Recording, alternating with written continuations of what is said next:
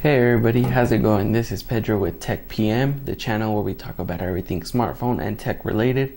Today we're going to be doing a comparison between the Samsung Galaxy S10e and Google's newly released Google Pixel 3a and 3a XL to see which is a better budget smartphone for you. Let's get started.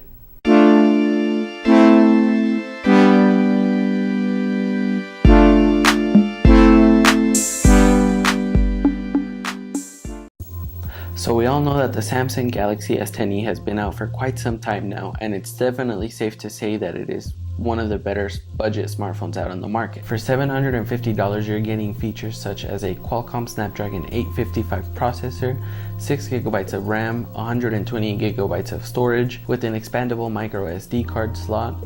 You're getting a 5.8-inch OLED Infinity O display, a dual camera setup with a 16 megapixel ultra wide lens, a 12 megapixel main lens, and a front facing 10 megapixel camera, all powered by a 3100 mAh battery. But in all honesty, I really think that you're getting some premium features because in my opinion, $750 is still a bit of a premium price. Not so many years ago, actually a couple years ago, you can get Apple's latest flagship device or even Samsung's latest flagship device for $750. If you're really looking for something within the budget category, I really think you guys should check out something like the Google Pixel 3a or 3a XL. You're getting some very great specs as far as processors, screen, batteries, and all that stuff goes. You're not getting something as fast as a Galaxy S10 or as fast as an iPhone or, anything even close to that, but you're still getting something very amazing. You get a Qualcomm Snapdragon 670 processor, 4GB of RAM, 64GB of memory with Google's unlimited backup storage, and you also get Google's flagship 12 megapixel camera. Yes, that is the same one that you see on the Pixel 3 and 3 XL. And you also get a front-facing 8 megapixel camera, all powered by a 3700 mAh battery. So it is a bit more powerful than most budget devices, but for $399 at a starting price, I really think that's something you can't beat. Considering with budget phones, some features that you really miss out on are good screen quality as well as a good quality camera. Google decided to kind of change up the budget game a little bit by adding a very unique quality camera, but it'll probably start to die pretty fast after a while. With the Google Pixel 3a, you're getting some very medium specs with a very great battery. It's not the biggest battery out there, but it's definitely something that you're going to be able to go with on a day-to-day basis.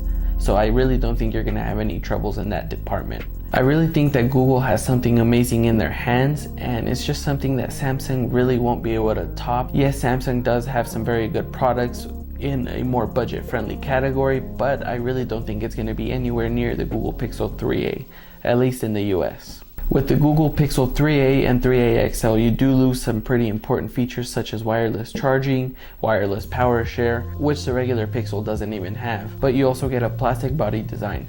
And as far as the Galaxy S10e goes, you do get a stainless steel frame and you do get a back glass, as well as a wireless charging and wireless power share. Overall, the Samsung Galaxy S10 really holds its own in the premium smartphone category, but it's just not up to par with the budget category considering the price of $750. As with the Google Pixel 3a and 3a XL, you're getting some very premium feeling devices for a much lower cost. Actually about $270 less than the S10e. Now, who do I think should get the Google Pixel 3a or 3a XL?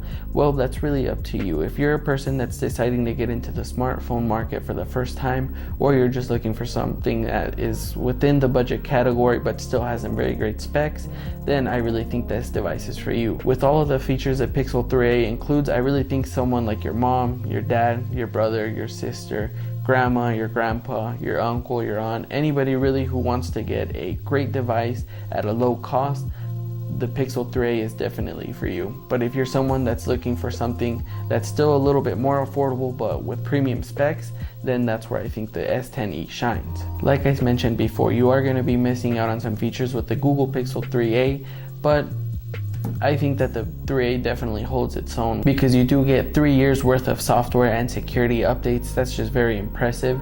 As far as Samsung goes, they don't really update their phones all that much, even with the flagship devices. only when it's something that's extremely necessary or it's just a big update overall that they've been developing for some time. Once again, there's really not that much software support on Samsung's side. So once again, guys, the Pixel 3a is just a device in the budget category that you really can't beat, at least how I see it.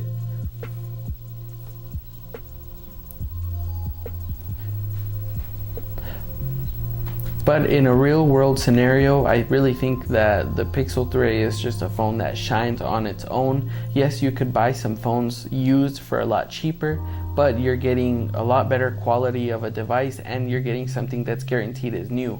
As with a used device, you don't know how many cycles the phone has been through, so you don't know how much longer that battery is really gonna last you.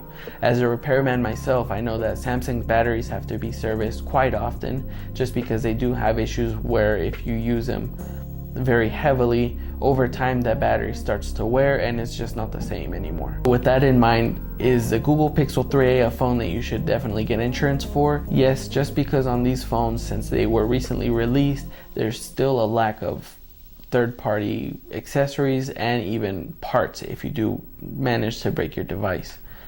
With the Samsung Galaxy S10e, there is already screens available, but you're looking at some pretty expensive price tags. So if you are going for the Galaxy S10e, I definitely recommend insurance on that side, just because that screen itself is ridiculously expensive considering it's an OLED display. You're looking at a price tag of about $180 to $220 of a repair. And those are just some things that I really don't hear a whole lot of other people talk about, and I know that it's some very helpful information, so I just want to go ahead and get that out to you guys, because I know that sometimes even just Googling it can be a hassle, or even just finding it on the internet, or a lot of times we just don't have the time to be searching that kind of stuff up. So once again, guys, that's just my opinion. I really think that the Google Pixel 3a or 3a XL is the new budget king, but don't overlook the Galaxy S10e. Like I mentioned before, if you're someone that's just wanting to still play in that premium territory, but not pay for that premium price of over $1,000, then I definitely think the S10e is something that you should be looking at. But overall, the Google Pixel 3a prevails, and that's about it, guys. If you guys have any questions, feel free to leave them in the comment below. I'll be looking at them to respond. If you guys like this video, give it a thumbs up, subscribe to my YouTube channel for future content, and hope you guys have a good night. Peace.